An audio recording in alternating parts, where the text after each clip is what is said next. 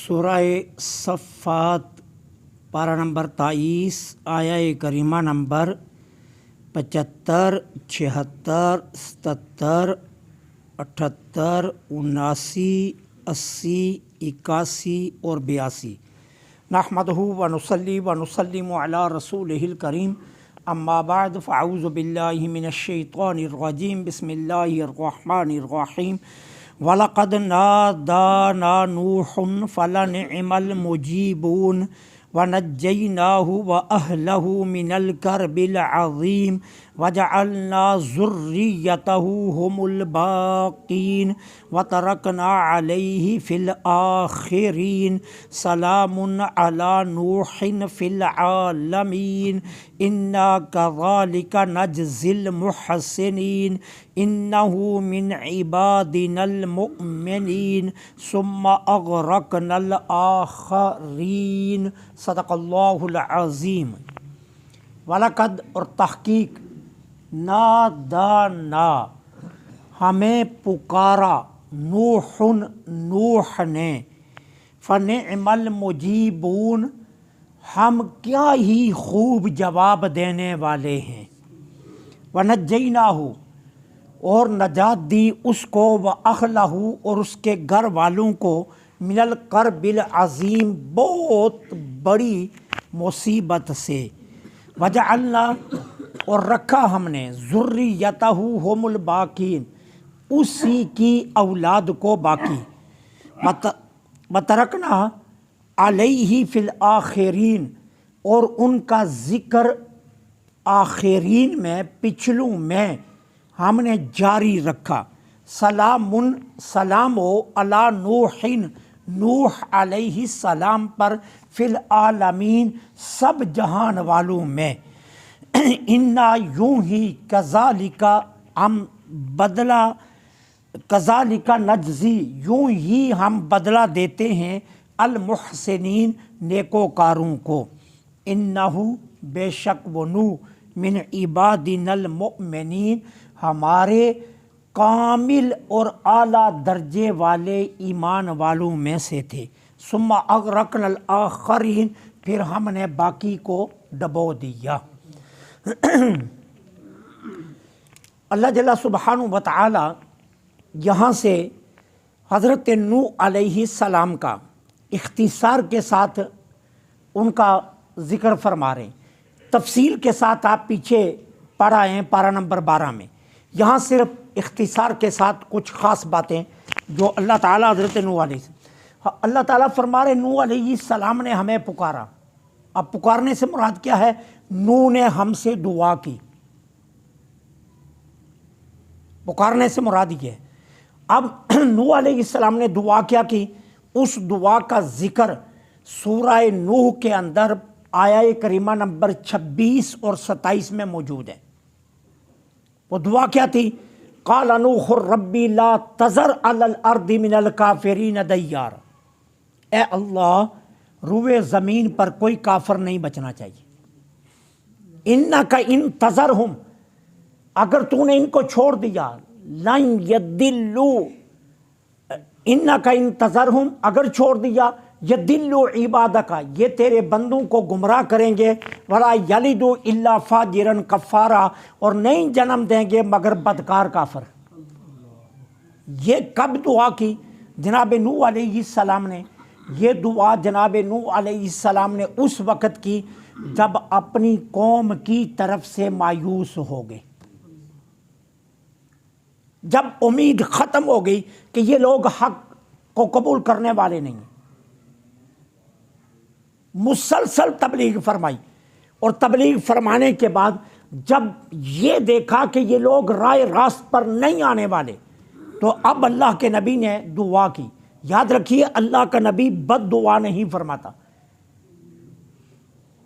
اللہ کا نبی ہر حال میں دعا ہی کرتا ہے، لیکن اس کے معانی کا فرق ہوتا ہے، ٹھیک ہے؟ جس طرح بہت سے لوگ صحابہ کرام علیہم الرضوان کے درمیان جو چھوٹی چھوٹی باتیں ہوئی ہیں نا، ان کو اختلاف کہتے ہیں، اور یہ بے ادبی ہے۔ مسلمہ جو عقائد ہیں ان میں یہ ہے کہ جو ہمارے اسلاف نے، ہمارے بزرگوں نے، جو ہم سے کئی کروڑ گنا زیادہ عالم تھے، انہوں نے الفاظ کیا استعمال کیے؟ مشاجرات، کہ صحابہ کے درمیان جو مشاجرات ہوئے وہ بھی وقتی تھے، بہت دیر نہیں چلے، اور بہت قلیل وقت میں وہ مشاجرات حل بھی ہو گئے. ٹھیک ہے، اب مشاجرات کا معنی سمجھیے. مشاجرات کا لفظ شجر سے بنا ہے، اور شجر کس کو کہتے ہیں؟ درخت کو.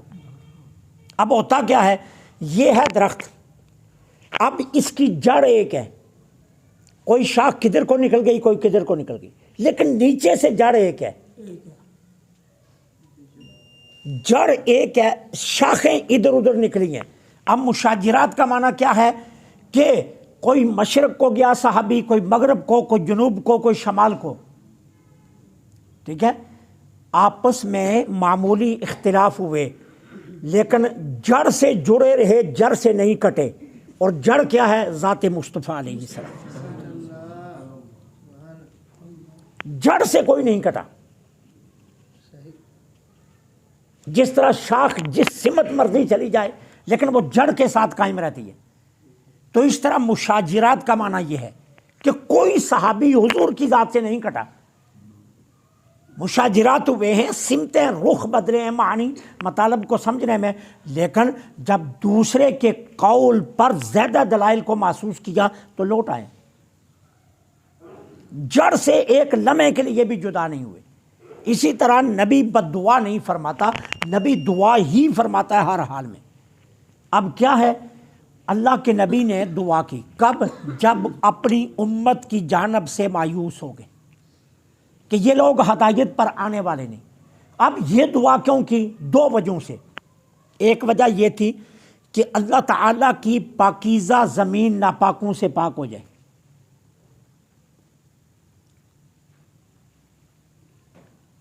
اللہ کی پاکیزہ زمین ناپاکوں سے پاک ہو جائے. کیوں؟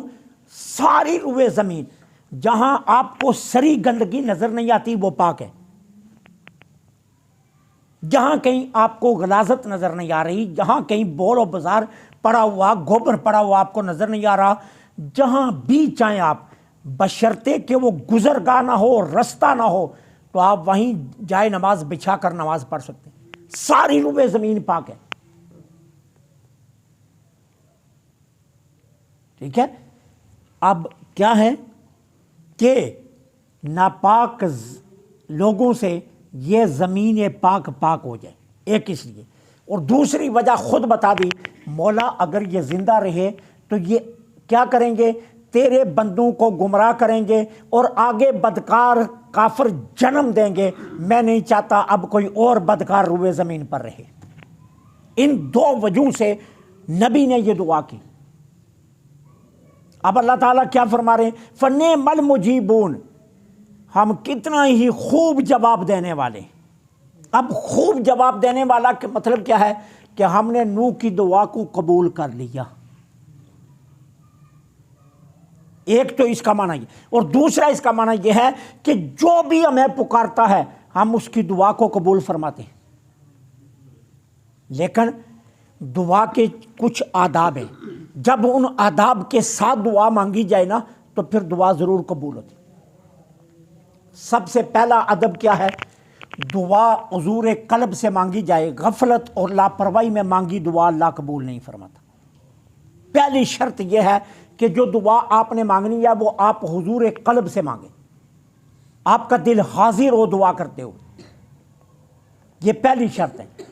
دوسری شرط کیا ہے؟ اگر دعا فی الفور قبول نہیں ہوئی ہے تو دعا کرنے کو ترک نہیں کرنا، چھوڑنا نہیں ہے، دعا مانگتے رہنا ہے. فی الفور قبول نہیں بھی ہوئی نا تو پھر بھی دعا مانگنی چھوڑنی نہیں ہے، اسے مانگتے رہنا ہے. نمبر 3 کیا ہے؟ تیسری شرط یہ ہے کہ جس سے دعا مانگ رہا ہے اس کی بات بھی مانتا ہو. یہ دعا کے آداب سے ہے کہ جس سے دعا مانگ رہا ہے اس کی بات بھی مانتا ہو. کیا؟ اللہ کے احکام اور اس کی اطاعت بھی کرتا ہو.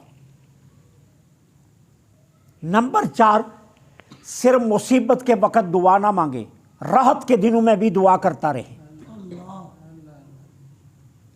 یہ نہیں ہے کہ مصیبت آ گئی تو دعائیں شروع ہیں اور راحت آ گئی تو بھول گیا۔ یہ دعا کی قبولیت کے یہ آداب ہیں کہ راحت کے دنوں میں بھی دعا مانگتا رہے، صرف مصیبت میں ہی دعا نہ مانگے۔ پانچواں ادب کیا ہے؟ دعا کے اول میں حمد ہو، پھر حضور کی ذات پر درود و سلام ہو، اور دعا کے آخر میں بھی حمد ہو اور پھر حضور کی ذات پر درود و سلام ہو، تو دعا ضرور قبول ہوتی۔ چھٹا ادب کیا ہے؟ دعا حد سے تجاوز نہ کرے، دعا حد سے تجاوز نہ کرے، ٹھیک ہے نا؟ زندگی کتنی ہے؟ معمولی سی، ضرورتیں کتنی ہیں؟ لاکھوں میں پوری ہونے والی، اور مانگ کیا رہا ہے؟ اربوں میں۔ یہ حد سے تجاوز ہے۔ دعا کرتا ہے یا اللہ مجھے 6 ارب دے دے، مجھے 10 ارب دے دے۔ مولا کیا کر، مجھے 8,000 بوری گندم دے دے۔ حد سے تجاوز نہ کرے، یہ حد سے تجاوز ہے۔ مختصر ترین جملہ کیا؟ اللہ کریم مجھے ضرورتوں میں کسی کا محتاج نہ کر۔ یہ ہے حد میں رہنا، ضرورتوں میں مجھے کسی کا محتاج نہ کر، اور جہاں گنتی شروع ہو جائے وہاں حد سے تجاوز ہوتا ہے۔ اور 7واں ادب کیا ہے؟ 7واں ادب یہ ہے کہ اس کی دعا تقدیر سے متصادم نہ ہو۔ اب تقدیر کیا ہے؟ کہ ایک دن موت آنی ہے اور وہ کہہ رہا ہے یا اللہ میری موت ٹال دے، میری موت ٹال دے، میری موت ٹال دے۔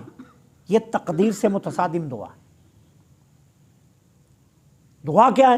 مولا جتنی دیر رہوں محتاج نہ ہوں، ایمان میں کمی نہ آئے، جتنے دیر زندہ رہوں محتاج نہ ہوں اور ایمان میں کمی نہ آئے۔ تقدیر سے متصادم دعا وہ اللہ قبول نہیں فرماتا۔ یہ جب آداب پورے پائے جائیں تو اللہ دعا کو قبول فرماتا۔